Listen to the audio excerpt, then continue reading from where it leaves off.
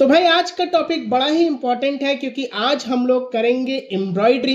अभी तक हमने क्या देखा, मूड बोर्ड देखा। मूड बोर्ड क्यों इंपॉर्टेंट होता है, कैसे मूड बोर्ड बनाते हैं, साथ ही हमने क्रोकी पढ़ा। क्रोकी कैसे बनाते हैं, क्रोकी के पोजेस कैसे करते हैं, इलस्ट्रेशन कैसे बनाते हैं, प्रिंट कैसे बनाते हैं, इतना हमारा खत्म हो चुका है। आज हम करेंगे एम्ब्रॉयडरी कैसे करते हैं और एम्ब्रॉयडरी का सबसे बेसिक स्टार्ट करेंगे, जो बेसिक स्टिचेस है, और उसके बाद धीरे धीरे करके आगे बढ़ाएंगे अपने लेवल को। बहुत मजा आने वाला है। ये टॉपिक थोड़ा लंबा चलेगा। अगर आपने पुराने वीडियोस को नहीं देखा है तो फटाफट से देखें और उसके बाद इसको आपको बेटर समझ में आएगा। शुरू करते हैं आज का वीडियो।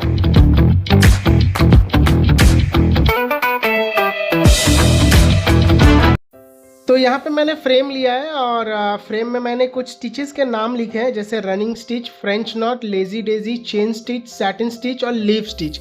ये कुछ बेसिक स्टिचेस हैं जिसको अभी हम करेंगे। तो मैंने यहाँ पे पेन का मार्क किया है, आप मत करना, मैं यहाँ पे आपको समझाने के लिए किया हूँ। और यहाँ पे मैंने सिल्क का थ्रेड लिया है। सिल्क का थ्रेड इसलिए लिया है क्योंकि मेरे पास अवेलेबल था। अगर आप स्टार्ट कर रहे हो और अगर आप बिगनर हो तो आप सबसे पहले कॉटन के थ्रेड से करना या एंकर थ्रेड ले लेना। तो रनिंग स्टिच बहुत ही इजी है, जैसा नाम वैसा लुक। बस आपको जो पहले के टाइम कांथा होता था ना, बस वो करना है। तो इस तरीके से हम इस पे रनिंग स्टिच लगाएंगे। बहुत ही इजी है, बहुत ही सिंपल है, ऐसा कुछ डिफ़िकल्ट नहीं है और इसको करना कुछ बहुत ज़्यादा डिफ़िकल्ट काम नहीं है। रनिंग स्टिच आप देखे होंगे पहले के टाइम, एक्चुअली इसको बोलते हैं काथा, इंग्लिश में बोलते हैं रनिंग, लेकिन इसको बोलते हैं काथा। ये बेसिकली होता था पहले के टाइम में, जो पुराने कपड़े वगैरह बच जाते थे ना, तो उसको एक साथ पैच करके जो स्टिच करते थे तो उसको बोलते थे काथा। और उसी चीज़ को आज एम्ब्रॉयडरी में यूज़ करते हैं हम लोग। तो इसी तरीके से इसको बस करेंगे। ये रनिंग स्टिच होगा, जैसा आपको दिख रहा है वैसा ही होगा। तो इसको फटाफट से कंप्लीट करते हैं, उसके बाद हम दूसरे स्टिच में जाएंगे।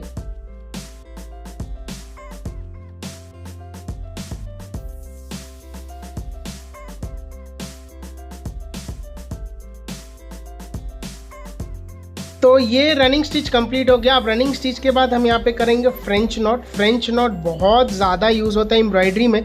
तो इसके लिए आपको क्या करना है, सबसे पहले यहाँ पे आपको जो थ्रेड है उसको यहाँ से ऐसे पास कर लेना है और एक ऐसे अंदर डाल के ऐसे निकालोगे। और इसके बाद ना इस पे आपको सर्कल यानी इसको लपेटना है। कितना, जितना ज़्यादा लपटोगे उतना ज़्यादा बड़ा नॉट होगा। तो मैंने यहाँ पे 4 राउंड लपटा है, ठीक है। और उसके बाद इसी से ऐसे पास करेंगे। धीरे धीरे आपको पास करना है क्योंकि यहीं पे होता है कि मेन ये फंस जाता है, और अगर वो फंस गया तो फिर वो बनेगा नहीं अच्छा से। और उसके बाद आपको ऐसे स्टिच बाहर की ओर से कर देना है, तो ये ऐसे नॉट बन जाता है। इसको बोलते हैं फ्रेंच नॉट। मैं एक और करके दिखाता हूँ ताकि आपको इजीली समझ में आए। आपको यहाँ पे ऐसे एक स्टिच को बाहर निकालना है, इसको ऐसे डालोगे और इस पे 4 बार लपेट देना। 1 2 3 4, मैंने 4 बार लपटा है। और आराम से धीरे धीरे करके धागे को जहाँ पे लपटा था उसमें से हम पास करेंगे, क्योंकि जितना जल्दी आप करने का खोजोगे उतना ही ज़्यादा ये वो उलझ जाएगा, और अगर एक बार उलझ गया तब फिर ये दोबारा नहीं होगा। तो इसको बोलते हैं फ्रेंच नॉट। ये ऐसे ही डॉट डॉट डॉट डॉट होंगी, और जितना ज़्यादा मोटा धागा लोगे उतना अच्छा दिखेगा। छोटे धागा में उतना नहीं पता चलता है, मोटे धागा में ज़्यादा अच्छे से पता चलता है। तो इसको अभी हम लोग कंप्लीट करते हैं। आप प्रैक्टिस करोगे तो ही होगा, एक बार में नहीं होगा। ऐसा नहीं है कि एम्ब्रॉयडरी आप एक बार में कर लोगे तो आपको पूरा अच्छी तरीके से समझ में आ जाएगा और आप एकदम मास्टर हो जाओगे एम्ब्रॉयडरी में। ऐसा नहीं है। एम्ब्रॉयडरी एक ऐसा चीज़ है जो पूरी प्रैक्टिस के ऊपर है। आप एक चीज़ हमेशा याद रखना, डिज़ाइन, आर्ट, क्राफ्ट, ये सारा चीज़ प्रैक्टिस के ऊपर है, क्योंकि ये प्रैक्टिकल चीज़ें हैं।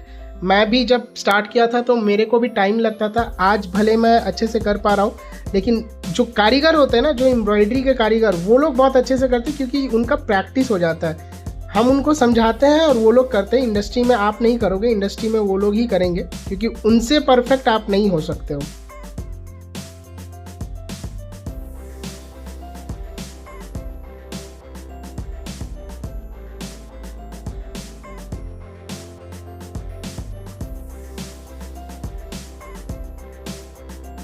तो फ्रेंच नॉट हो चुका है और आप देख सकते हो कि कैसा लग रहा है। तो बेसिकली फ्रेंच नॉट का यूज़ ज़्यादातर एम्ब्रॉयडरी में फ्लावर वगैरह बनाने के लिए यूज़ होता है।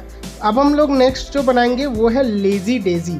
लेज़ी डेज़ी जो है, जैसा इसका नाम है वैसा ही ये एम्ब्रॉयडरी भी है, और इसको भी एम्ब्रॉयडरी में सबसे ज़्यादा यूज़ करते हैं फ्लावर बनाने के लिए। तो सबसे पहले क्या करेंगे ना, यहाँ पे सेंटर में एक फ्रेंच नॉट डाल देंगे। हम जैसे जैसे आगे इसको और अच्छी तरीके से सीखेंगे, इस पे सीक्वेंस का भी काम करेंगे, लेकिन अभी मैं इसको फ्रेंच नॉट से ही बता रहा हूँ आपको, ताकि ईज़िली आप समझ सको। उसके बाद जैसे जैसे आप स्किल आपका जो है वो डेवलप होगा, आप जितना ज़्यादा प्रैक्टिस करोगे, इसको जितना अच्छे से समझोगे, उसके बाद हम लोग इसको सीक्वेंस और बाकी चीज़ों से भी करेंगे। तो यहाँ पे मैंने सबसे पहले एक फ्रेंच नॉट लगा लिया है, ये फ्रेंच नॉट। अब क्या करेंगे, यहाँ पे इसी होल से ऐसे निकालेंगे थ्रेड को, और उसके बाद इस होल में डालेंगे थ्रेड को। अब आपको यहाँ पे सेंटर में उंगली रखते हुए जो करना है, और ये जो आपका पॉइंट दिख रहा है ना, ये सेंटर वाला पॉइंट, यहाँ से ऐसे नीडल निकाल देंगे, और ये ऑटोमेटिकली यहाँ पे एक फ्लावर का शेप ले लेगा। फ्लावर का जो पेटल होता है ना, वो पेटल का शेप ले लेगा। ये सिल्क थ्रेड है, इसीलिए थोड़ा सा क्लियर नहीं है। अगर ये सैटिन थ्रेड होती तो बहुत अच्छे, सॉरी एंकर होता तो और भी अच्छे से होता। और उसके बाद इसी के बाजू में इसको ऐसे डाल देंगे, तो ये इस तरीके से पेटल बनाएगा।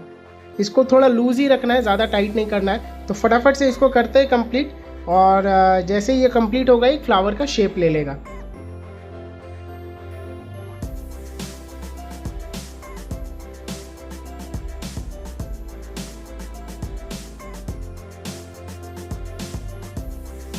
तो यहाँ पे आप देख सकते हो लेज़ी डेज़ी कैसा होता है। थोड़ा सा अगर हम एंकर लेते तो और ज़्यादा क्लियर आपको पता चलता है। सैटिन में क्या होता है ना, ये जो धागे हैं ना, ये आपस में ना मिक्स हो जाते हैं। एंकर में वो चीज़ नहीं होता, ये मिक्स होकर उलझ जाते हैं, जैसे यहाँ पे उलझ चुके हैं, तो वो चीज़ एंकर में नहीं होता है। तो ये 3 चीज़ है, जो 3 एम्ब्रॉयडरी है, सबसे ज़्यादा इंपॉर्टेंट एम्ब्रॉयडरी है running stitch, French not, lazy daisy. Next video में हम देखेंगे सैटिन स्टिच, चेन स्टिच और साथ में लीफ स्टिच। ये एम्ब्रॉयडरी अगर हम कर लेते हैं, ये वाला टॉपिक पूरा ख़त्म, तो उसके बाद हम मोटिव वगैरह बनाना स्टार्ट कर देंगे, जो और भी ज़्यादा इजी है। और तब तक आप इसको प्रैक्टिस करो, एक बार प्रैक्टिस हो जाए तो फिर आपको बेटर समझ में आएगा। तो अभी आप लोग ये 3 एम्ब्रॉयडरी प्रैक्टिस करो, रनिंग स्टिच, फ्रेंच नॉट और लेज़ी डेज़ी।